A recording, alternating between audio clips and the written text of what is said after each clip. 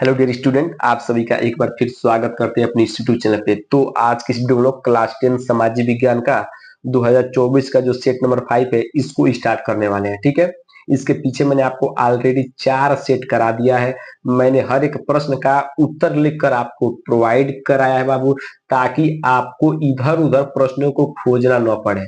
ठीक है, मैंने हर एक प्रश्न का उत्तर लिखा है और आपको दिया है। ठीक है, तो यदि अभी तक आपने उस वीडियो को नहीं देखा है तो कहीं भी भटकने की जरूरत नहीं है बाबू। आप चैनल में जाइए और प्लेलिस्ट में जाकर सभी वीडियोस को देख लीजिए और अपने कॉपी पर लिख लीजिए। यदि आप भी चाहते हैं कि 2025 एग्जाम में हमारा 90 प्लस स्कोर हो तो आपको कुछ नहीं करना है, बस एक काम करना है बाबू। अगर आज से भी आप करेंगे तो आपका 90 प्लस स्कोर हो सकता है। ठीक है, क्या कीजिए कि 2024 के जितने भी सेट हैं सामाजिक विज्ञान के, चाहे कोई भी सब्जेक्ट हो, मैथ का भी हो, साइंस का भी, कोई भी सब्जेक्ट हो, ठीक है, आप क्या कीजिए 2024 के जितने भी सेट है उसको लगा लीजिए। ठीक है, 2024 में आपके 7 सेट बने। कितने सेट बने हैं? 7 सेट, जिसमें से मैंने 4 करा दिया है, 5वां करा रहे हैं, 6वां 7वां भी करा देंगे। ठीक है, उन सभी सेट को क्या कीजिए, लगा लीजिए, हर एक प्रश्न को लिख कर याद कर लीजिए। आपको उसके बाद 90 प्लस लाने से कोई नहीं रोक सकता है बाबू। ठीक है, ये सभी क्वेश्चन मोस्ट इम्पोर्टेंट क्वेश्चन है और यही 2025 में इन्हीं सबसे बन के आएगा 2025 का पेपर। ठीक है, तो इसी तरह मैं सामाजिक विज्ञान का करा रहा हूँ, मैथ का भी करा रहा हूँ और आपको साइंस का भी करा रहा हूँ अनुसार सेट 2024 का। उसका भी वीडियो चैनल के प्लेलिस्ट में पड़ा हुआ है, जाकर एक एक वीडियो क्रम से देखिए और हर सब्जेक्ट में 90 प्लस लाइए। ठीक है, यदि आपको वीडियो अच्छा लगा तो वीडियो को लाइक कीजिएगा और चैनल को सब्सक्राइब जरूर कीजिएगा, क्योंकि ये चैनल 2025 में आपके हर सब्जेक्ट में 90 प्लस दिलाने का गारंटी लेता है। ठीक है, इस चैनल पर आपको 2025 के लिए most important question chapter wise भी कराए जा रहे हैं, आप जाकर देख सकते हैं। ठीक है, चलिए प्रश्न वीडियो को स्टार्ट करते हैं। अब हम इसके प्रश्न को करते हैं। ठीक है ना, कह रहा है कि खंड अ में क्या होगा, आपको बहुविकल्पी प्रश्न मिलेगा। क्या मिलेगा? 20 बहुविकल्पी प्रश्न मिलेगा, जिसको क्या करना है, ओ मार्क शीट पर क्या करना है, चिन्हित करना है। ठीक है, ओ मार्क शीट को क्या करना है, आपको सर्कल कर देना है। ठीक है, चलिए पहला प्रश्न है कि फ्रांस की क्रांति हुई। मोस्ट वांटेड क्वेश्चन में बार बार इस प्रश्न को करा रहा हूं, क्योंकि बार बार हर एक सेट में आ रहा है ये वाला प्रश्न कि फ्रांस की क्रांति है। जो इंपोर्टेंट है उसमें मैं टिक लगा दूंगा। ठीक है, तो फ्रांस की क्रांति हुई, ठीक है, 1788 में, 1789 में, 1790 में या 1787। मोस्ट वांटेड क्वेश्चन है बाबू कि फ्रांस की क्रांति कब हुई? 1789 में। ऑप्शन नंबर बी क्या है इसका राइट आंसर है। ठीक है, इस क्वेश्चन को आप जरूर रट लीजिएगा एकदम दिमाग में। ठीक है, चलिए अगला प्रश्न देखिए। अगला प्रश्न कर रहा है कि आनंद मठ उपन्यास के लेखक कौन थे। जो आनंद मठ है ये क्या है? एक उपन्यास है और इसके लेखक कौन थे वही आपको क्या करना है, बताना है। ठीक है, पहला है बंकिम चंद्र चटर्जी, रविंद्रनाथ टैगोर, शरत चंद्र चटर्जी या सुभाष चंद्र बोस। ठीक है, इसका राइट आंसर क्या होगा आपको बताना है। ठीक है, बताना है कि आपका आनंद मठ उपन्यास के लेखक कौन है। ठीक है, तो आपका राइट आंसर क्या हो जाएगा? आपका राइट आंसर हो जाएगा बंकिम चंद्र चटर्जी। ऑप्शन नंबर एक क्या है, राइट आंसर है। ठीक है ना, ठीक। चलिए अब अगला प्रश्न देखिए। कह रहा है कि विश्व व्यापार संगठन जिसको बोलते हैं WTO, मोस्ट इम्पोर्टेंट क्वेश्चन, इसको ध्यान रखिएगा। ठीक है, कि विश्व व्यापार संगठन की स्थापना किस वर्ष की गई? ठीक है, 1991 में, 1994 में या 1992 में या 1995 में। ठीक है, तो इसका राइट आंसर क्या होगा? इसका राइट आंसर हो जाएगा कि जो आपका WTO का स्थापना किया गया है 1995। ऑप्शन में क्या हो जाएगा? डी हो जाएगा 1995। ठीक, चलिए अगला प्रश्न देखिएगा। कह रहा है कि ज्योतिबा फुले कौन सी पुस्तक लिखी। ज्योतिबा जो फुले थी वो कौन सी पुस्तक लिखी? पहला है गुलामगिरी, स्त्री धर्म, अमा, अमार जीवन, ठीक है, या कथा सागर। ठीक है, ये भी मोस्ट इम्पोर्टेंट क्वेश्चन है। पिछले सेट में आया था, मतलब इस 2024 सेट में आया था कि गुलामगिरी के लेखक कौन है। ठीक है ना, मतलब रचयिता कौन है। ठीक, तो आपको उस तरह भी आ जाएगा कि गुलामगिरी के लेखक कौन है। ठीक है ना, या पूछ जाएगा कि ज्योतिबा फुले कौन सी पुस्तक लिखी। तो अलग अलग टाइप का प्रश्न आ सकता है, तो आपको बस याद रखना है कि ज्योतिबा फुले ने कौन सी पुस्तक लिखी? गुलामगिरी पुस्तक लिखी। कौन पुस्तक लिखी? गुलामगिरी। ठीक ना, ऑप्शन नंबर ये क्या आ जाएगा आपका राइट आंसर हो जाएगा। ठीक है, चलिए अगला प्रश्न देखिए। पांचवा प्रश्न कर रहा है कि सत्ता के क्षैतिज वितरण से क्या तात्पर्य है? सत्ता के क्षैतिज वितरण से क्या तात्पर्य है? ऑप्शन एक है सत्ता का संघीय वितरण, सत्ता का अलगाववादी वितरण, ठीक ना। सी है कार्यपालिका, व्यवस्थापिका तथा न्यायपालिका के बीच सत्ता का बंटवारा। अगला ऑप्शन है केंद्र और राज्य सरकार के बीच सत्ता का बंटवारा। ठीक है, तो इसका राइट आंसर क्या हो जाएगा? इसका राइट आंसर कार्यपालिका, व्यवस्थापिका तथा न्यायपालिका के बीच सत्ता का बंटवारा। ऑप्शन में क्या हो जाएगा? सी से क्या हो जाएगा? राइट आंसर हो जाएगा। ठीक है, अगला प्रश्न है निम्नलिखित में से कौन सा संघीय राज्य नहीं है? इसे बताना है कौन सा संघीय राज्य नहीं है। मणिपुर, त्रिपुरा, हिमाचल प्रदेश या जम्मू कश्मीर। ठीक, तो इसका राइट आंसर क्या हो जाएगा कि इसमें से जो जम्मू कश्मीर है बाबू, ये संघीय राज्य नहीं है, संघीय राज्य नहीं है। कौन? जम्मू कश्मीर। ठीक, आपको याद रखना है कि जम्मू जो कश्मीर है वो संघीय राज्य आपका नहीं है। इंपोर्टेंट प्रश्न है भी, उसको भी याद रखिएगा। ठीक है, करे कि धर्मनिरपेक्ष राज्य में, जो धर्मनिरपेक्ष राज्य में धर्म का कोई स्थान नहीं होता है। ठीक है, एक राष्ट्र एक धर्म में विकास किया जाता है, केवल बहुसंख्यक वर्ग के धर्म को मान्यता मिलती है या सभी धर्मों को समान समझा जाता है। जो धर्मनिरपेक्ष राज्य है इसमें क्या होता है? तो इसमें इसका राइट आंसर क्या हो जाएगा? इसका राइट हो जाएगा कि सभी धर्मों क्या माना जाता है? समान समझा जाता है। किसमें? धर्मनिरपेक्ष में। ठीक, ऑप्शन ए क्या हो जाएगा? ऑप्शन नंबर डी क्या हो जाएगा इसका राइट आंसर हो जाएगा। ठीक है, अगला प्रश्न है कह रहा है कि राजनीतिक दलों के सामने कौन सी चुनौतियां हैं? जो इस समय राजनीतिक दल चल रही है, ये भी इंपोर्टेंट प्रश्न, ध्यान समझिएगा। ठीक है, कि जो राजनीतिक दलों के सामने कौन सी चुनौतियां हैं? ठीक है, पहला है आंतरिक लोकतंत्र का न होना, दूसरा है परिवारवाद, ठीक है, तीसरा है धन और अपराधी तत्वों का प्रभाव या इनमें से सभी। ठीक ना, तो राजनीतिक दलों के सामने कौन सी चुनौतियां है आपको उसको बताना। ठीक है, तो इसका राइट आंसर क्या जाएगा? राइट आंसर इनमें से सभी। ठीक, धनी व्यक्तियों का शासन। ठीक, सॉरी ये नहीं, ये वाला ऑप्शन नंबर क्या है? ये वाला 8वां प्रश्न है ना, तो क्या इसमें से इनमें से सभी क्या आ जाएगा? Right answer option number D, राजनीतिक दलों के सामने कौन सी चुनौतियां हैं?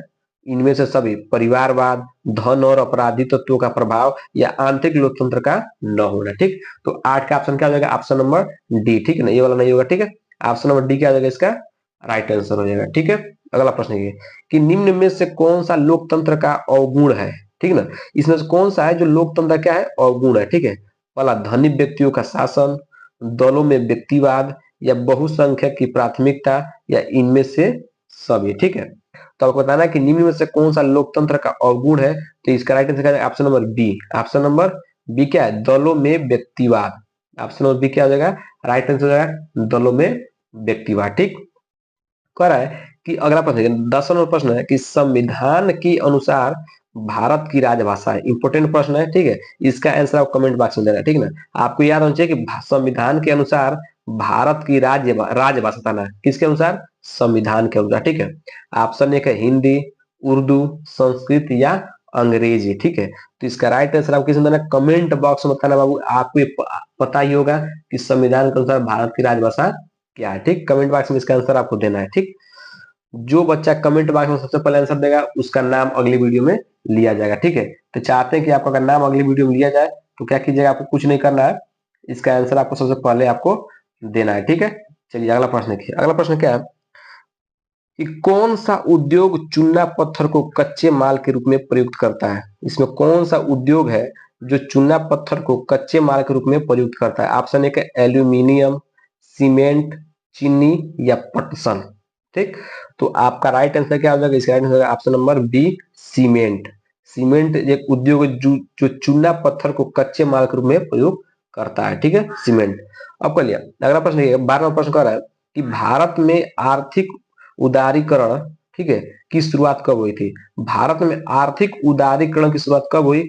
1991 में या 1989 में या 1995 या 1960 में? ठीक, तो इसका राइट आंसर क्या हो जाएगा? इसका राइट आंसर होगा 1991 में क्या हुई? भारत में आर्थिक उदारीकरण की शुरुआत हुई। ठीक है, ऑप्शन नंबर एक क्या हो जाएगा आपका?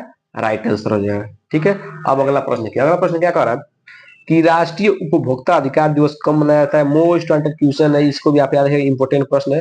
ठीक ना, मोस्ट इंपोर्टेंट प्रश्न है कि राष्ट्रीय उपभोक्ता अधिकार दिवस कब मनाया जाता है? ठीक है, ऑप्शन एक है आपका 5 अप्रैल या 22 फरवरी या 24 नवंबर या 24 दिसंबर। ठीक, तो इसका राइट आंसर क्या हो जाएगा? ऑप्शन नंबर डी क्या हो जाएगा? राइट आंसर हो जाएगा 24 दिसंबर। क्या मनाया था बाबू? राष्ट्रीय उपभोक्ता अधिकार दिवस मनाया था। इसको याद रखिएगा, इंपोर्टेंट प्रश्न है। ठीक है, कह रहा है। अब अगला प्रश्न कर रहा है 15वां प्रश्न क्या कर रहा है कि निम्नलिखित में से कौन सा राज्य तांबा का मुख्य उत्पादक है। आपको बताना है कि इसमें कौन सा राज्य जो तांबा का प्रमुख मुख्य उत्पादक है। ठीक है, मध्य प्रदेश, उत्तर प्रदेश, तमिलनाडु या बिहार। ठीक, तो इसका राइट आंसर क्या हो जाएगा, जो मध्य प्रदेश है, वो जो मध्य प्रदेश है ये तांबा का मुख्य उत्पादक है। मतलब इस राज्य में क्या होता है, तांबा का अधिक उत्पादन होता है। तो ऑप्शन नंबर 1 क्या है, राइट आंसर है। ठीक है, 16वां प्रश्न ये कह रहा है कि निम्नलिखित में से कौन सा व्यक्ति अर्थव्यवस्था के प्राथमिक क्षेत्र से संबंधित है। अर्थव्यवस्था के किसमें, प्राथमिक क्षेत्र में। ठीक है, ऑप्शन एक है मछुआरा, शिक्षक या डाकिया या व्यापारी। ठीक है, ठीक, तो आपका राइट आंसर क्या हो जाएगा, बता रहा है कि अर्थव्यवस्था के प्राथमिक क्षेत्र से संबंधित है। तो ऑप्शन नंबर 1 क्या हो जाएगा, मछुआरा। क्या है, मछुआरा जो होता है वो अर्थव्यवस्था के प्राथमिक क्षेत्र से क्या है, संबंधित है। ऑप्शन नंबर 1 क्या हो जाएगा, इसका राइट आंसर हो जाएगा। ठीक है, चलिए अब अगला प्रश्न, 17वां प्रश्न करा है कि सूचना का अधिकार अधिनियम कब लागू किया था। मोस्ट अंडर प्रश्न आ गया 17वां प्रश्न कि सूचना का अधिकार अधिनियम कब लागू किया गया। ठीक है, ऑप्शन 1 है 2005, 2010, 1999 या 2001। ठीक, तो इसका राइट आंसर क्या हो जाएगा, इसका right answer 1999। Option number C क्या हो जाएगा, इसका राइट आंसर हो जाएगा ऑप्शन नंबर सी। 1999 में सूचना का अधिकार अधिनियम लागू किया गया था। ठीक है, चलिए अब अगला प्रश्न, 18वां प्रश्न क्या है, 18वां प्रश्न कर रहा है कि निम्नलिखित में से किस राज्य में बांधवगढ़ राष्ट्रीय उद्यान अवस्थित है। ठीक ना, ठीक है, अब अवस्थित है। ठीक है, पहला मध्य प्रदेश, राजस्थान या पश्चिम बंगाल या उत्तराखंड। ठीक ना, तो आपको बताना है कि निम्नलिखित में से कौन सा राज्य बांधवगढ़ राष्ट्रीय उद्यान अवस्थित है। ठीक ना, तो इसका राइट आंसर क्या हो जाएगा, इसका राइट आंसर आपको हो जाएगा मध्य प्रदेश। ऑप्शन नंबर 1 क्या हो जाएगा, राइट आंसर हो जाएगा कि जो मध्य प्रदेश है, एक मध्य प्रदेश राज्य है जो बांधवगढ़ राष्ट्रीय उद्यान अव्यवस्थित है। ठीक है, चलिए अब अन्य सब बताइएगा कि कपास की खेती के लिए निम्नलिखित में से कौन सी मिट्टी उपयुक्त है। मोस्ट प्रश्न है कपास की खेती वाला। ठीक है, इसको याद रखिएगा। ठीक है, कि कपास की खेती के लिए कौन सी मिट्टी उपयुक्त है। इसका राइट आंसर क्या हो जाएगा, पहला ऑप्शन है लाल मिट्टी, लैटेराइट मिट्टी या काली मिट्टी या जलोढ़ मिट्टी। ठीक है, तो जो काली मिट्टी होती है, ऑप्शन नंबर सी है, जो काली मिट्टी होती है वो कपास की खेती लेके होती है, इंपोर्टेंट होती है, इसको याद रखिएगा, इंपोर्टेंट प्रश्न है। ठीक है, अब आगे प्रश्न है 20 नंबर कि निम्नलिखित में से किस वर्ष में बांग्लादेश ग्रामीण बैंक की शुरुआत हुई थी। किस वर्ष में बांग्लादेश ग्रामीण बैंक की शुरुआत हुई थी। ऑप्शन ए के 1970, 1969 या 1979 या 1967 में। ठीक, तो 1970 में क्या हुआ था, बांग्लादेश ग्रामीण बैंक की शुरुआत हुई थी। किस सन में, 1970 में। तो ऑप्शन नंबर 1 क्या है, इसका राइट आंसर है। ठीक, तो इस तरह हमने क्या किया, इसमें आपको 20 विकल्प प्रश्न एकदम पूरी तरह से कंप्लीट करा दिया है। इसमें जो प्रश्न इंपोर्टेंट है मैंने उसको टिक लगवा दीजिए, उस प्रश्न में आप ज्यादा ध्यान दीजिएगा। 2025 के लिए मोस्ट इंपोर्टेंट वो प्रश्न होने वाला है। ठीक है, तो यदि आपको ये प्रश्न एकदम समझ में आ गया होगा, कोई भी दिक्कत नहीं हुआ होगा, ठीक है, तो आप चैनल को सब्सक्राइब कीजिएगा और वीडियो को लाइक